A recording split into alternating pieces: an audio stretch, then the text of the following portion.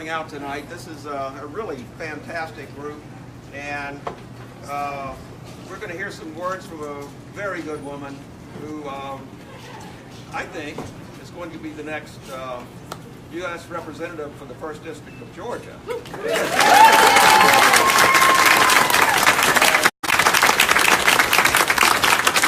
And this group was, if not the first, it was one of the very first groups she spoke to when she put her name in the ring, and we're proud to have her back the second time. Chris is going to say some words about her. At the end, you're going to take questions? Yes. Okay.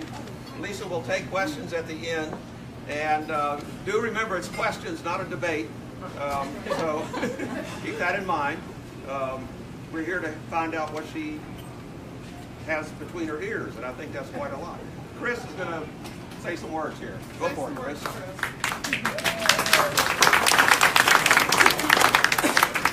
Well, I'm not going to say a lot, but I've known Lisa for a few years now. We were both Bernie people. If you weren't, don't hold that against her. We're all nice people. But I really agree with all of her stances.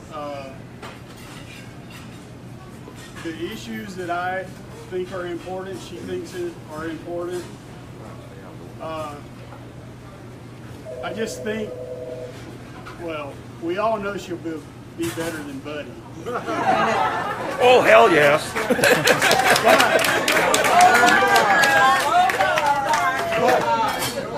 But beyond that, I think she will be a really, really, really good person to represent us.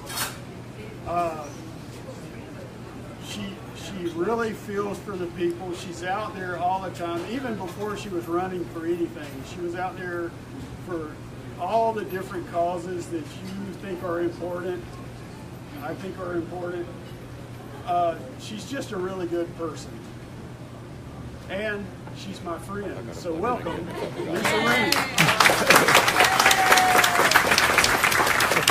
And before Lisa starts, I did forget one thing. I know, I do this. I'm a geezer. I'm entitled. So for those who choose to, it would be great, if you choose to give a donation tonight to the campaign. This is the man to see, and anything will help. Anything. Thank you, Lisa. Well, thank you for coming out tonight. I will do my best to speak loudly so everybody can hear me. As you can tell, I don't normally have a loud voice, so it'll take some effort. But this is amazing. The support that I've received is incredible, and I just wanted to thank you for that support. I'm running against Buddy Carter because we don't have a voice in Congress. We don't have a voice representing what we care about in this district, but also nationally, what the nation cares about.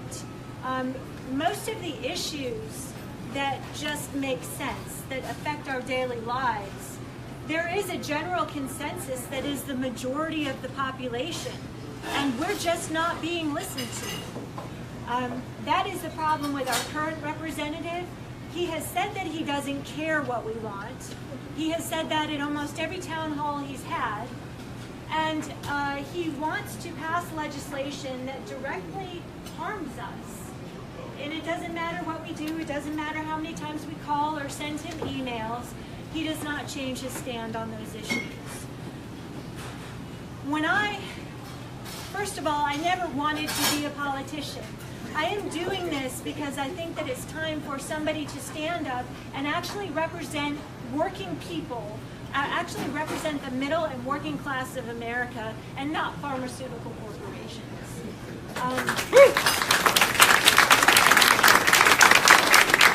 My vision of politics and democracy comes from my days in college as a history major, when I had visions of us sending delegates to Washington to represent the district and the interests of the district.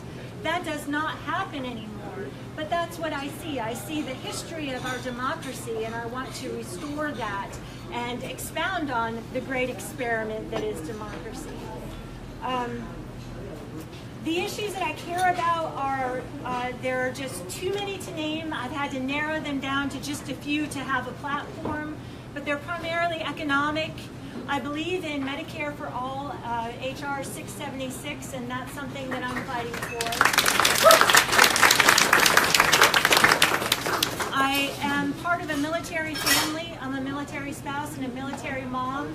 We have 4 military bases in this district, and I'm concerned with caring for our veterans and our military families. It's unacceptable that people should serve our country and be forced to get food assistance because they're not making enough money. It is also unacceptable that we have veterans who are returning home after serving overseas and cannot get a good paying job or cannot get the care that they need, cannot get the mental health care or the health care that they need when they need it. This is something that we cannot allow to happen in this country. Another issue that's very important to me is workers' rights and a living wage. We are a union family as well. I am a former union member, an AFSCME union member as a corrections officer. My husband works for the railroad, and he's a member of SMART UTU, which is the only union who has endorsed me to this day. But we're working on the AFL-CIO and all of the unions at the same time, so we're working to get that support. But we're living in an age that people are working 2 and 3 jobs, and they still cannot pay the bills, and they still cannot take care of their families. Unions and working people are the backbone of our country. When they are doing well, our country does well. We cannot allow right-to-work states dominate. And I wanted to share something with you. I've had to do a lot of research in being a candidate. And one of the issues is the port. When I went onto the Georgia website to look at why, if I were a big corporation, why I should do business at the port, one of the selling points, besides all of the tax breaks that they get, is that this is a right-to-work state. That is a selling point for people to do business here through the port. That is something that needs to change. Our labor laws are being eroded, and we really have to stand together as workers to improve our economy and improve our lives. But the one issue that I wanted to speak about today is a timely issue, and that's gun violence. This week has been a horrific week. I started the week on Sunday at a town hall talking about gun violence. Community members got together to talk about solutions. What are we going to do to fight gun violence in our communities, and specifically in Savannah? We've had 4 deaths because of gun violence just in the past month alone in Savannah. We had 38 gun violence incidents in the 1st District last year. Half of them were children under the age of 17. That is a problem. We have mass shootings. If it were averaged out, it would be about 1 a day. And it is beyond time for us to do something about this. I was at a funeral for John Cooksey Jr., the 12-year-old who was shot here in Savannah just recently. This child was already at the age of 12 an active member in his community. He was involved in everything, and he was just the life of everything. There is no reason for this child to have lost his life. What happened, though, was that a 15-year-old shot him. We still don't know why, but it was at a funeral of a person who was shot being suspected of shooting another person. And all of these people were under the age of 25. So we have 4 lives lost for no particular reason. How we're going to combat this issue is threefold. First, we need stronger protections. We need background checks on every gun sale. We need to ban assault weapons and large magazines. To move forward with sensible protections and not to be afraid of the backlash of the NRA any longer.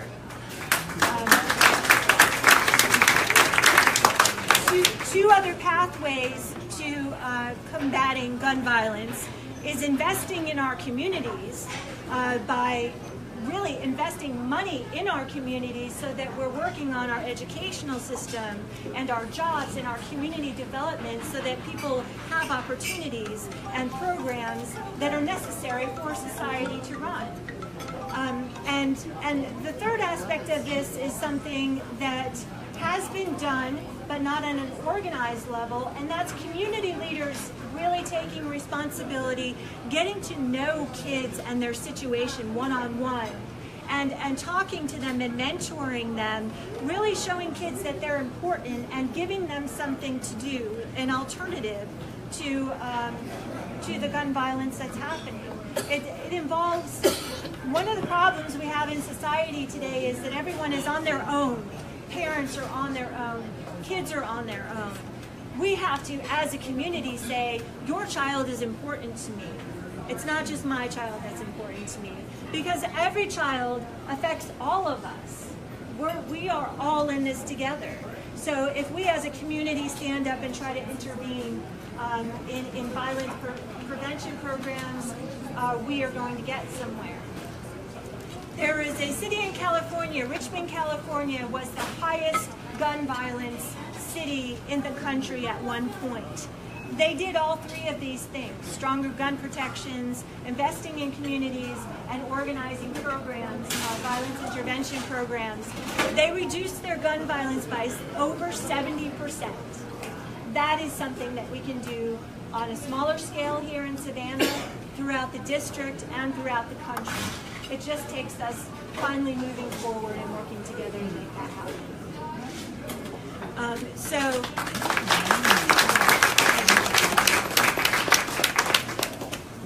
a little bit about this election. When I first got into this race, there were people who said, "Ooh, you can't win. You can't win. This is a highly Republican district." And you're right. According to the Cook Index, it's a +9R. That means highly Republican. But if you look at the independent polls that have been done throughout the country is a +13 Democrat. So we're looking at a +4 Democrat in this county, or in this district. This is something we can do. And it's not just polls, it's not just numbers.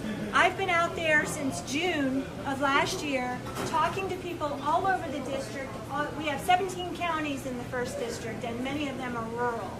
We've been to these counties, we're talking to people one-on-one, we're talking to community leaders, we're knocking on people's doors, and they agree. They agree that we need changes. They agree that we need to focus on the issues and that we have problems that need to be addressed, that need to be fixed, and that we need a voice.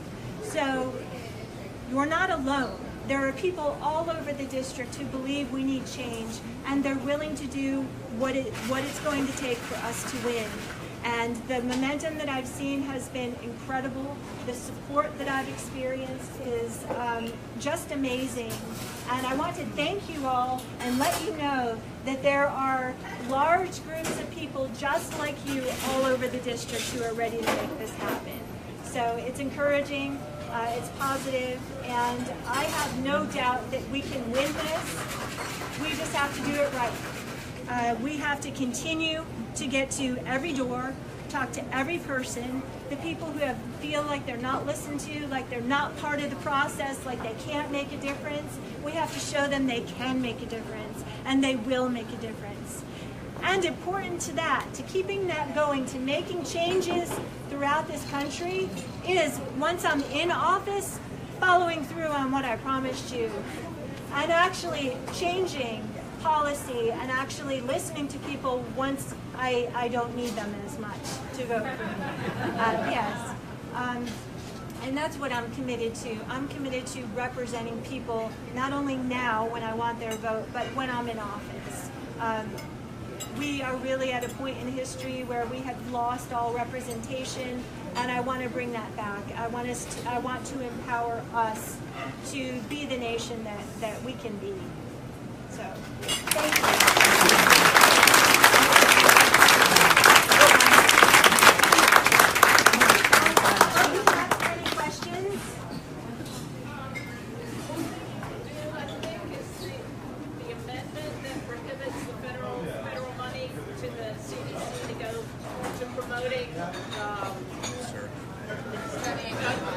Research? Yeah. Yes. Yes, absolutely. I actually put that in my platform on my website. But yes, we need to fund the CDC to do research on gun violence because it is an issue that we need to know more about. And there is no reason that that should be banned or Forgive my ignorance, but what is a right to work state? I'm not familiar with that. Right to work is a false term. What it means is that it is harder to form a union. It is hard standards that other standards have protections for people organizing unions in their workplace, whatever they are. So, About how many right to work states are there throughout the state? I don't know the answer to that. Does anybody know how many right to work states there are? A lot. 30 states. 30 states. Huh? Every southern state. Every southern state? Overall, it's like 30-something, even New Hampshire. Even New Hampshire? Yeah. 30-something. Even New Hampshire. And you know, even at the court, the difference between the people in the union and the people not in the union, if you're not in the union at the court, it's awful. Right. I mean, you have to work like mandatory overtime, 12-hour shifts, 80, 90 hours a week. You can't get vacation time.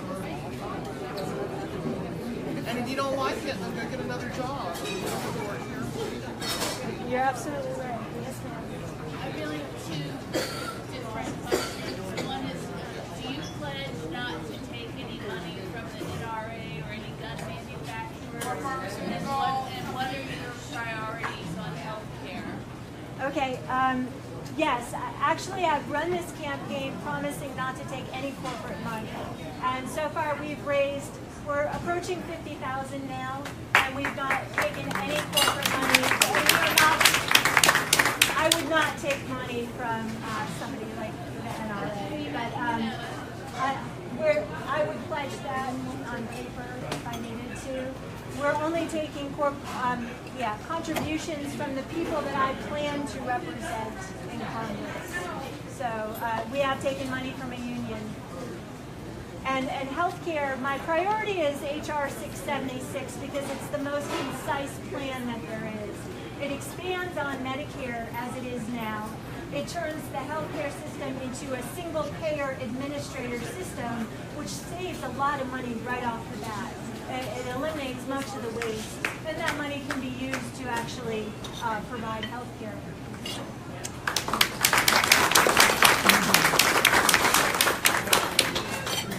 I believe the experts to offshore seismic testing on the oil exploration.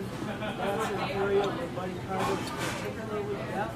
Yes. And that's also an area that has a lot of bipartisan support other than that area. That's what we're thinking, even Republican organizations, chambers of commerce, et cetera, Most of that, he is absolutely not touching. I have come out very boldly against seismic testing and drilling off our shores. I spoke about this just recently at another group. There is no good reason to drill off our shores. There is absolutely no benefit to it at all. First of all, there's no guarantee that we will find oil. second, we don't need the oil. Most of it would be exported to other countries. And third, it's costly and time-consuming. It's a danger, and it is time for us to move to 100% clean, renewable energy. So it's not even something we should be pursuing in the first place. Ways of life, jobs, economy, fishing industry, tourist industry, etc.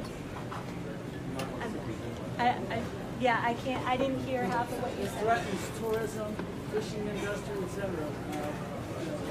It does, and the thing is, tourism is not a good paying industry, but you know what is? Solar, wind, those are great industries that we could actually move forward with technologies. We could be innovative, we could be leaders in the world, we could be training people, and we could be providing thousands more jobs for people in the district. But yes, it does interfere with that as well, and it makes our coast ugly. Although Buddy Carter has said, as long as you couldn't see it from the beach, it would be okay. If it was far enough out. So I have a question. Speak loudly, please. First night here, and I see a lot of white faces. I'm just wondering if you're getting out. It's the venue. Yes. It's the venue. It's the white folks. But I'm just saying. I'm white, I know. But I'm trying to.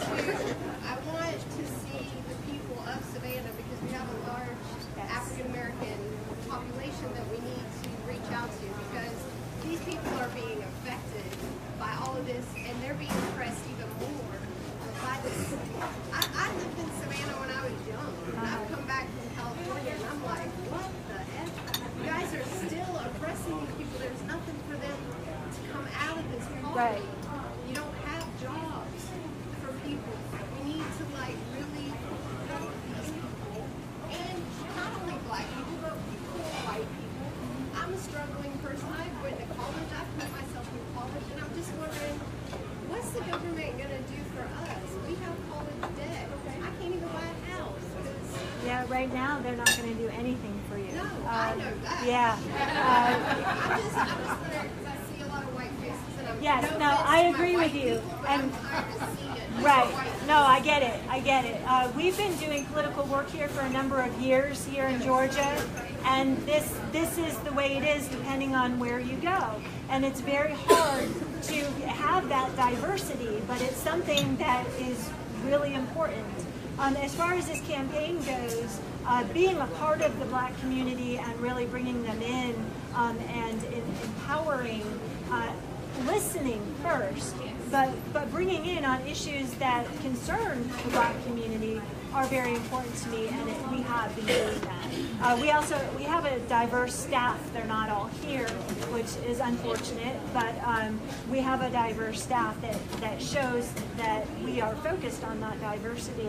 But I know you struggle because there's two parts to this question because so many black people have felonies and they cannot vote, which is totally ridiculous. They serve their time and they now cannot be participating in our community. well, they can once they have finished their time completely. When they paid off their fines, they're not on parole or probation. They can then in this state. But still, that's a number of years that they can be out in the community but still not have voting I rights. just think that that's another thing you might want It to think is. about. It is an issue. One is changing some things in the law and I think, are felonies in white states. and that's a number of issues. That's protecting and expanding voting rights. It's also maybe changing our laws concerning the legalization of marijuana and things like that. But it's addressing many different issues at the same time. And I agree they need to be addressed. We have a lot of questions if we could. Okay, thank you. I'm glad you're running. And I have a question for you. Savannah and Brunswick, predominantly Democratic places in this. How are you going to reach out to the people that are in Waycross and Jessup, Hinesville, and Vidalia, and Waynesboro, those places, how are you going to reach out to those people? Because I go through there all the time, nothing but Confederate flags and chimpanzees. Well, so basically, we have to reach out to those well, people. that's what I was trying to tell you is we've been to those places and we're going to keep going to those places. But what we're getting is a warm reception. Not everybody. There are going to be some people that don't agree. I was at a farmer's market in Woodbine. And there was one gentleman there who was particularly hostile, even though I tried to talk to him about the issues. Usually, if I'm talking about the issues, usually people are very reasonable. And I've had so many Republicans say, I support you. I support you because of what you had to say and because you can talk to me about things. That's how we're gonna do it, by talking to everybody. And I'm committed to not just talking to my base of voters. I don't just want to talk to the people I know are going to support me. I want to go talk to those people that don't want to talk to me. And I want to convince them that we need to talk to each other and that these issues affect them as well as they affect us. And that we're all in this together. And so far it's been very successful doing that. We've been in the most rural areas. We canvassed in Waycross. We were knocking on doors. It was a low-income housing project, but we talked to a lot of people there, and it was very worthwhile to do that. So that is my goal, is to really empower people and bring them into the process. And it doesn't matter if they're a Democrat or a Republican or an independent. We can agree on certain things, and it's working.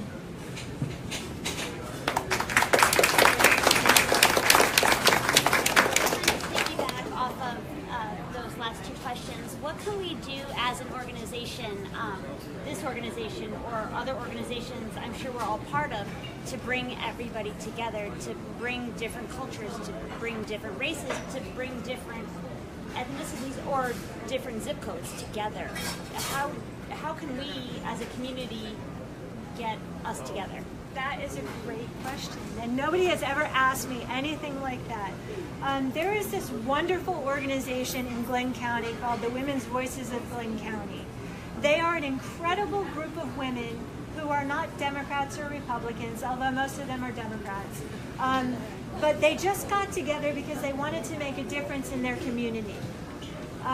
They have, when I had more time, I was going to their meetings all the time.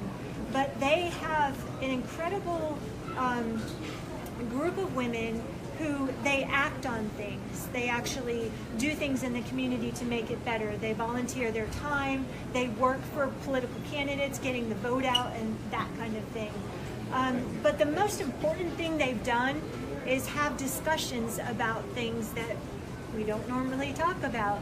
They had an ongoing series about racism, just talking about it. And just by doing that, having white women and black women in the same room listening to each other and talking to each other is how we're going to do it. So it doesn't matter if we're conservative and liberal or black and white or old and young. If we're just listening to each other and talking about the issues, that's how we're going to make a difference. I think that maybe I say this as I'm talking about everything, but if we stop talking and start listening, I think that's how we're going to make some changes. So allowing that, really having a forum for discussion, I think is important. Sure. How do you want the checks made out? I love that question. It's the committee to elect Lisa Ring.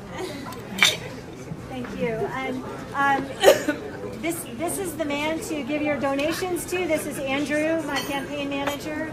Also, if you would like to volunteer, we need all the help we can get. We have an office on Ogeechee, Route 17, across from Walmart. It's always open, and we always have phone banking going on. You can come in and pick up signs and t-shirts, which we're going to be out of after tonight. But we're ordering more, and we have literature, we have phone packets and canvassing packets. So if you want to get involved in any way, please contact us that way, or through our website. You can also sign up to volunteer or sign up for our emails if you just want to know what's going on. And you can also email us if you have any more questions when I'm not here. Thank you.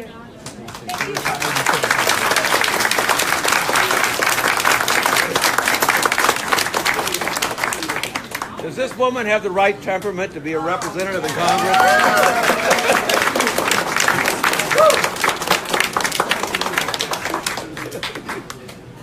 Thank you all for coming out. This is great. And keep, well, I shouldn't say this.